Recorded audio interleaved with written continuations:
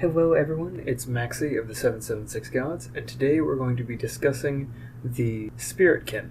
The Spiritkin are one of the more important races in the 776 Gods, and today we're going to be going into why they are, who they are, and what they do.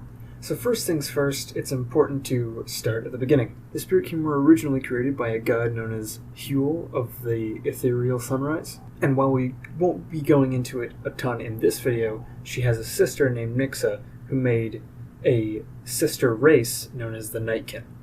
Now visually, Spiritkin look fairly similar to humans. Same body shape, same relative anatomy, the works.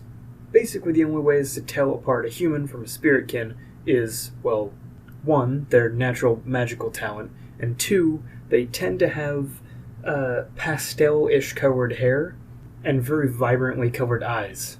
They also tend to be a bit more pale than humans, though Spiritkin with darker complexions can look like humans. So earlier I mentioned the Nightkin as a sister race, and even though I did say that they are not going to be really talked about that much in this video, the Nightkin are important to the Spiritkin for multiple reasons, not the least of which being, well, the sister race. So other than that, the first major connection between the two is the fact that every single Spiritkin and every single Nightkin has a counterpart of the other race. This can obviously change if one of the two's counterpart has died. As a side note, because of how the Nightkin were created specifically, the soul of the Spiritkin and Nightkin duo can be born in the same body, which causes a lot of problems, or can cause a lot of problems. The problems mainly stem from the fact that all Spiritkin and all Nightkin have an inbuilt hatred towards the other. This hatred is amplified when it comes to their counterpart. So I'm sure you can tell by this point, if they're born in the same body, they can have a lot of problems with mental stability. Though there can be deviations in this, it's possible to have them both born in the same body, but have relatively no problems when it comes to mental stability. There are even cases where a Spiritkin and Nightkin born in the same body make themselves more powerful because of the fact that they're born in the same body and willing and able to work with each other. This last case is something we call an oculus. It's a genetic anomaly and a very rare one at that. There are very few oculus known of. Now generally speaking, an oculus is only mentally changed. Most of the time you won't have a Spiritkin that looks more like a Nightkin or a Nightkin that looks more like a Spiritkin. It'll be one or the other.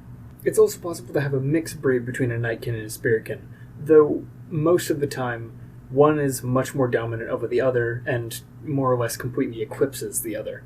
I mentioned earlier that Spiritkin are a very important race, and this is because a ton of characters are Spiritkin. And this also holds true in campaigns, for me at least.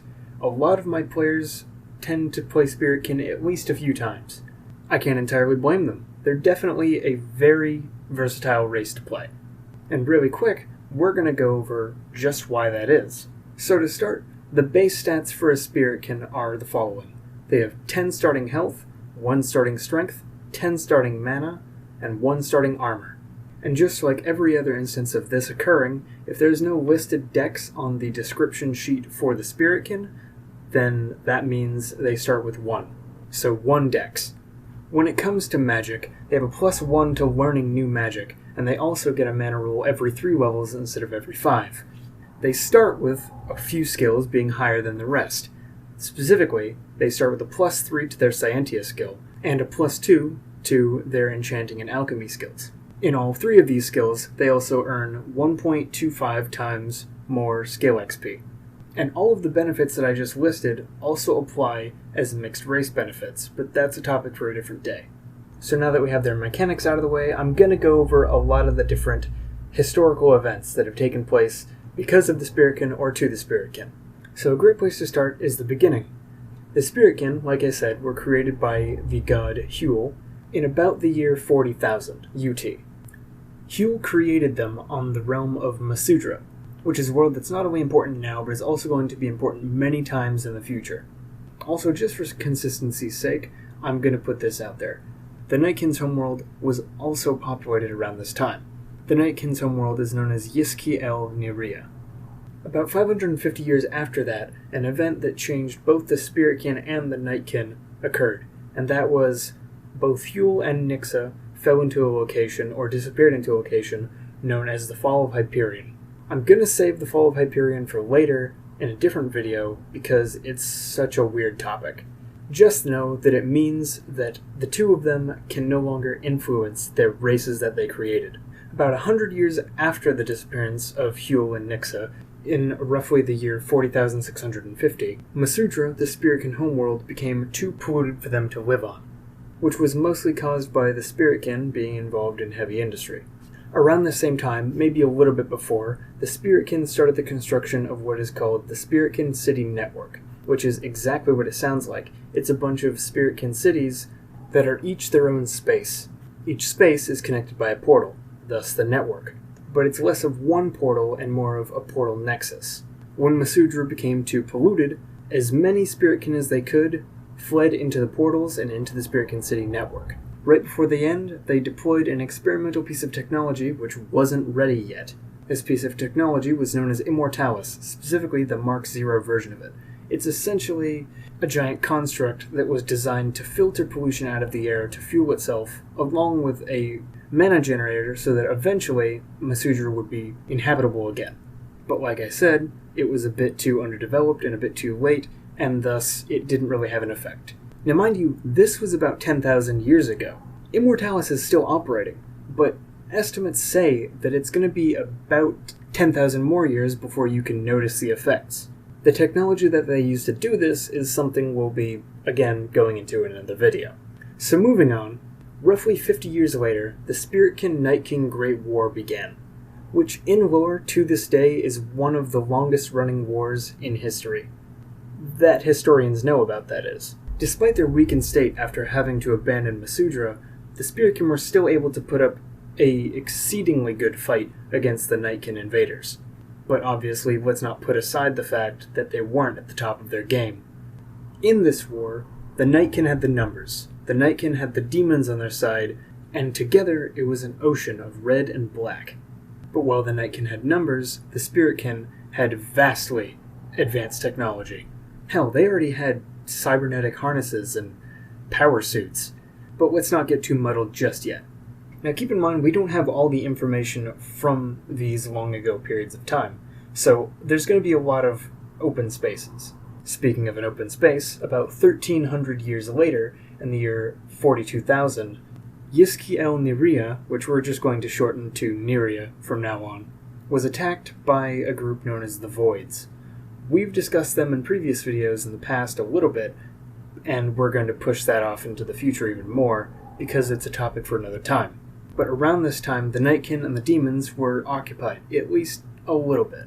The invading Voids that were attacking Niria were led by a general known as Black Warden Lord Jikas, and like I said, we're going to go into that a little bit later, but he will show up in this story multiple times. The fighting between the Nightkin and the Voids didn't last that long, but it gave the Spiritkin just enough of a reprieve to take a breath or two. And now we reach a subtly important point in the timeline. The version of the Spiritkin common tongue that the Varation language is based on was born around this time, though it would be thousands of years before the Varations actually existed. In around the year 44,000, Raptoris, who we've mentioned in videos prior to this one, gained godhood.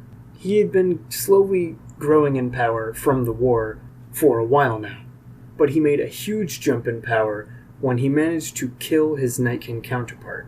This Nightkin counterpart was known as Lokino, which translates to Calm Slayer or Calm Killer in Varation. As a short aside, Lokino, a little bit before this, had killed a Death Guardian known as Zetes in order to gain his power so that she could fight Raptoris, or potentially kill him. We'll be going into Death Guardians later. About 200 years after the point where the two of them fought, Tekaus gained godhood, another god that we mentioned in previous videos. About 300 years after Tekaus gained godhood, in the year 44,500, Niria was attacked again by the Voids, by the same general, Jikas. This time, the Voids and the Spiritkin wouldn't be so fortunate, because the Nightkin defeated the Voids and killed Jikas. And while technically victorious, the Nightkin were drastically weakened because of the fighting. In around the year 45,000, the Spiritkin finally decided that they wanted to have another realm for themselves. This realm is called Wintergreen. The realm of Wintergreen should not be confused for the Wintergreen Isles, which are a group of islands on Zetera.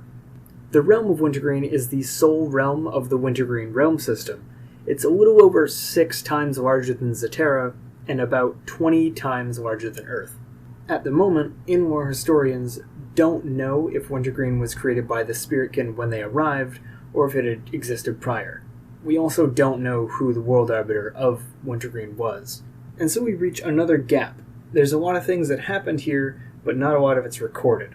So after the colonization of Wintergreen in around the year 45,000, about 3,500 years later, in roughly the year 48,500, while we don't have the dates at when these gods were born, the gods Drame, Hiuul, Zephes, and Medez, who were all born on Wintergreen, all became gods at roughly the same time. Unfortunately for them, their godhood was about to get a lot more interesting because the Voids were about to attack, about 50 years later. And while a lot of Spiritkin escaped before the Voids did attack, the Voids did succeed in their attack, and they broke Wintergreen into many fragments. These fragments still exist, and they're still inhabited, though in a much less unified state. Conveniently, among the Spiritkin that escaped were Drame, Hiuul, Zephes, Medez, as well as Takaus and Raptorus. From what we understand, about 15 years after that event took place, Raptorus and Takaus began tutoring the 4 gods. And because it hasn't taken long enough, about 1,000 years after that, in the year 49,500, the Nightkin Spiritkin Great War officially ends. Though, knowing the nature of the Nightkin and Spiritkin, they're still going to be at each other's throats throughout most of the rest of history. And so we arrive at the year 50,000. 50,000 is used as the starting point for the time scale of ZE, which is Zeteran era, and it's when Zetera as a realm was born. Zetera was created by Drame, after he had been trained how to do so by Raptorus. To keep this video shorter, we're not going to be going into the full history of Zetera. That deserves maybe multiple videos.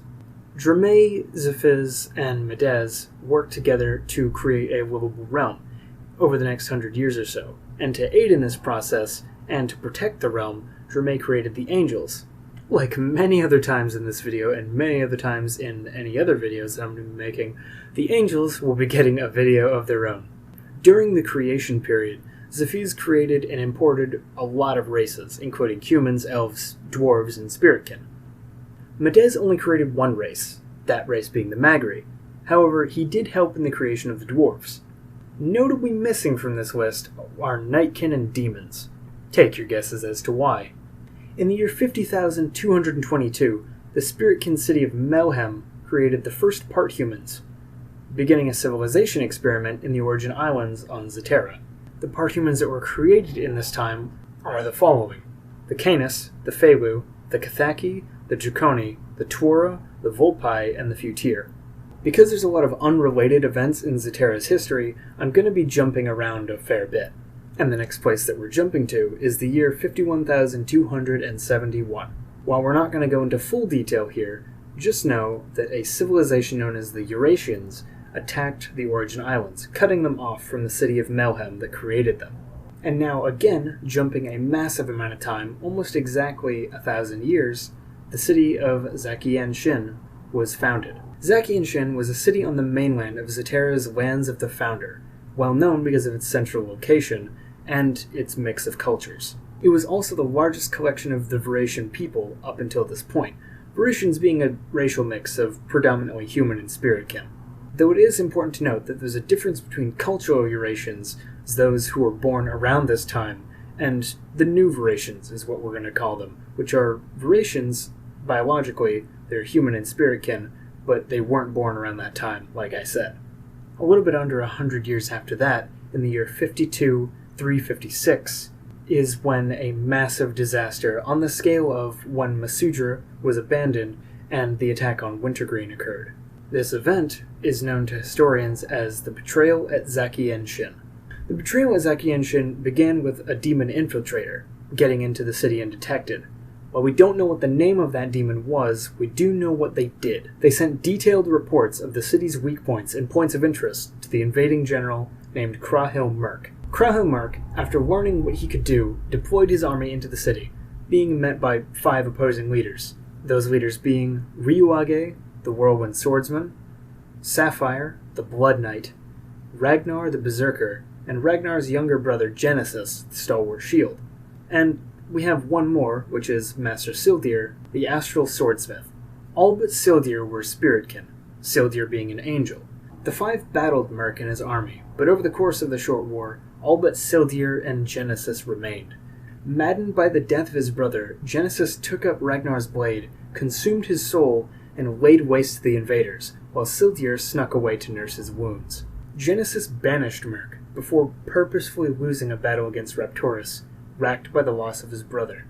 Because of the connection between Zakianshin and the Spiritkin City network, demons and Nightkin flooded into the network, causing mass panic and destruction, closing countless cities off, including places such as the city of Melhem, the city of Ilhallen, the city of the Northern Compact that we know today as Zaren's Front, and a Spiritkin research facility known as Site 4467Z88B. The effects of this sound military defeat are still felt today. This defeat also marks the beginning of a new age for demons on Zaterra, but we'll go into that in a different video.